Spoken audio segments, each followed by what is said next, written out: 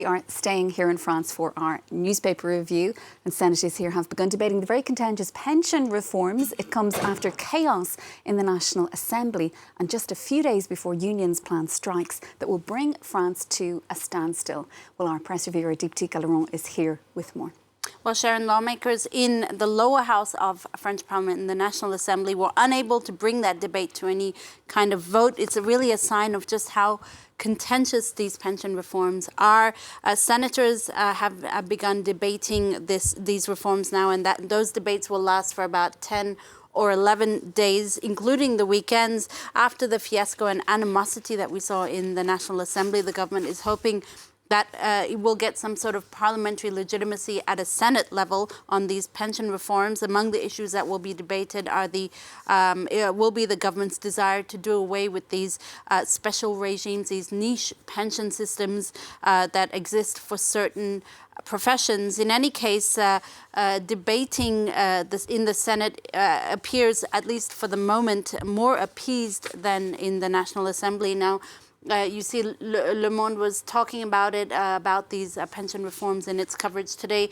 The conservative paper L'Opinion also focusing on the reforms, but it's looking ahead to next week because indeed Tuesday, March 7th has been declared the beginning of what unions say will be rolling strikes across the nation, across all sectors in opposition to these pension reforms. And L'Opinion, to that matter, today is focusing on one man, a man who's sort of emerging as a key figure, at least for the unions, when it comes to these rolling strikes. His name is Sébastien Menesplier. He's actually in charge of the energy and mining sector of the CGT union, one of France's biggest unions. He's seen as a possible successor to the president of the CGT when he steps down.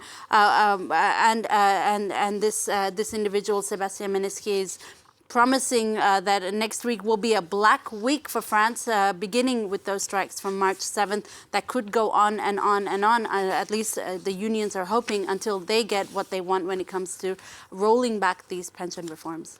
Crossing the Atlantic then, Deepti, to a murder trial that's gripped the US over the past 6 weeks. The trial of Alex Murdaugh, a South Carolina lawyer.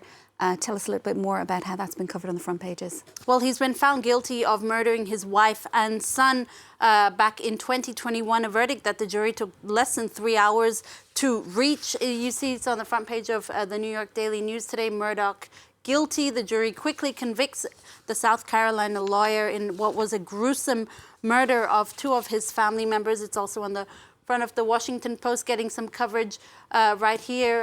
The South Carolina jury finding him guilty. Now, the prominent lawyer and member, he's also a member of a very powerful family of judges and attorneys in South Carolina. Murdaugh was found guilty of killing his son and wife. He had killed them after realizing that his secret was about to be revealed. He'd been stealing millions from his clients for years. It's a curious case, the New York Times, looking at the 5 key takeaways from this trial. And the New York Times also noting that this trial was characterized by a lack of physical evidence. The weapons with which Murdaugh's wife and son were killed have still not been found. There was no blood found on his T-shirt when police arrived, and there was the DNA of an unknown man under the fingernails of Murdaugh's wife.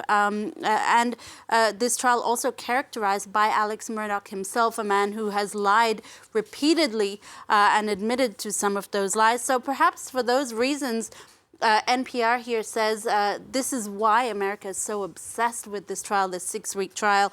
It was omnipresent. Testimonies were recorded live from the courtroom. You had podcasts dedicated to the trial, 2 documentaries, including one from Netflix, following the case. As NPR explains, the case is also fascinating. A rich, prominent family, a double homicide, and of course, a public's morbid fascination with true crime, thanks in part to television today, has made this trial enthralling, albeit uncomfortably enthralling, Sharon. Finally, to imagine a future where you could tack on an extra limb or finger to help you multitask.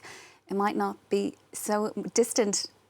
Well, it's called human augmentation, Sharon. It's basically adding on a robotic body part or finger to help people carry out menial tasks more efficiently or help them multitask even more. A designer at Cambridge University has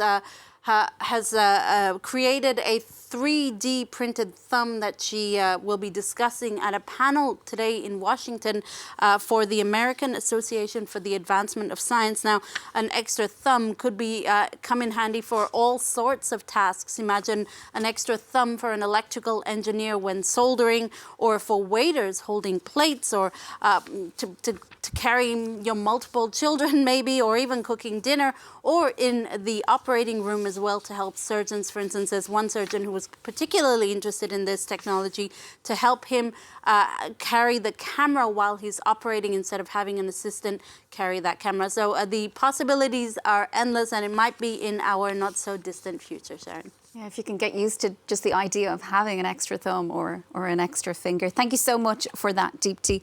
That is our press reviewer, Deeptika Laurent. Well, do stay with us here on France 24. We'll be right back.